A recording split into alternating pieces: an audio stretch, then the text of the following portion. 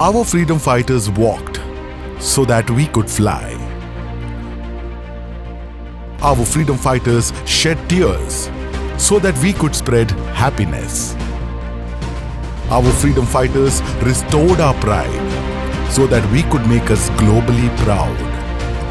Our freedom fighters protected us so that we could learn to protect ourselves. Our freedom fighters gave us hope so that we could give hope to the world. They sacrificed their future so that we don't have to.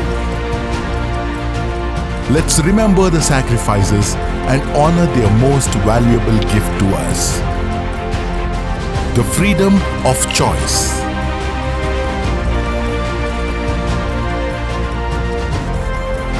Nitte University wishes everyone a happy 78th Independence Day.